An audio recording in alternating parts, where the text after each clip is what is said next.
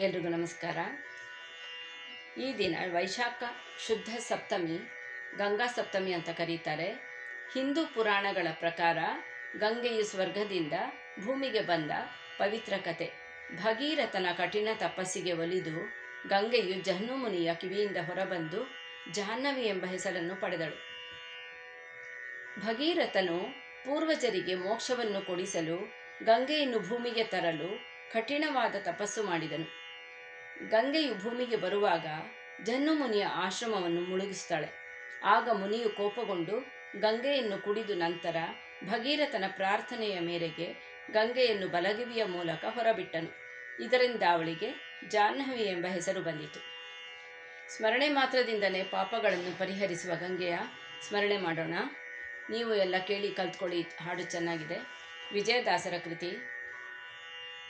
ಜಯ ಜಾಹ್ನವಿ ದೇವಿ ಜಯ ಭಕುತ ಸಂಜೀವಿ ಜಯ ಪ್ರದಾಯಕ ವೀವೆ ಜಯ ಎಮ್ಮ ಕಾವೆ. ಜಯ ಜಾಹ್ನವಿ ದೇವಿ ಜಯ ಭಕುತ ಸಂಜೀವಿ ಜಯ ಪ್ರದಾಯಕ ವೀವೆ ಜಯ ಎಮ್ಮ ಕಾವೆ. ಜಯ ಜಾಹ್ನವಿ ದೇವಿ ಜಯ ಜಾಹ್ನವಿ ದೇವಿ.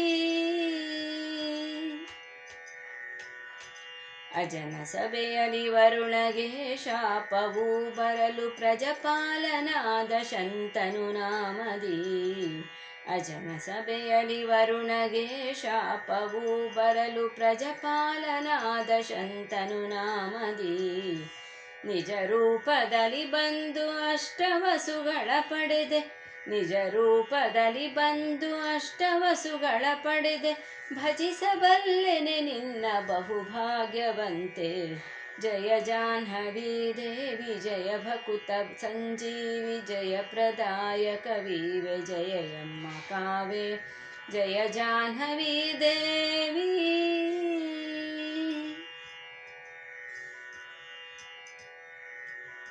ಭಗೀರಥಗೆ ಒಲಿದು ಭವದೂರ ಪಾವನಕಾರೆ ಸಗರರಾಯನ ವಂಶವನ್ನೇ ಉದ್ಧಾರೆ.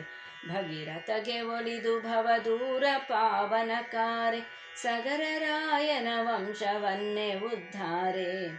ಅಗಣಿತೋದಯ ಪಾರವಾರೆ ಶುಭ ಶರೀರೆ ಮುಗಿವೆನು ಕರವೆತ್ತಿ ಸಂತತವರಂವಾರೆ. ಅಗಣಿತೋದಯ ಪಾರವಾರೆ ಶುಭ ಶರೀರೆ ಮುಗಿವೆನು ಕರವೆತ್ತಿ ಸಂತತವಾರಂವಾರೆ. ಜಯ ಜಾಹ್ನವಿ ದೇವಿ ಜಯ ಭಕುತ ಸಂಜೀವಿ ಜಯ ಪ್ರದಾಯಕ ವೀವೆ ಜಯ ಎಮ್ಮ ಕಾವೆ. ಜಯ ಜಾಹ್ನವಿ ದೇವಿ.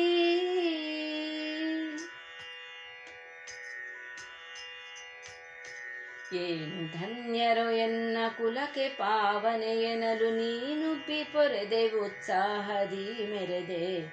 ಏನು ಧನ್ಯರೋ ಎನ್ನ ಕುಲಕ್ಕೆ ಪಾವನೆ ಎನ್ನಲು ನೀನುಬ್ಬಿ ಪೊರೆದೆ ಉತ್ಸಾಹದಿ ಮೆರೆದೆ.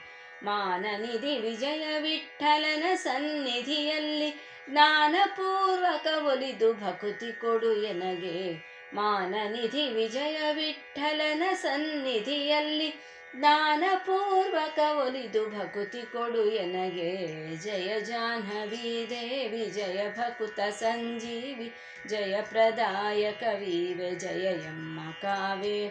ಜಯ ಜಾಹ್ನವಿ ದೇವಿ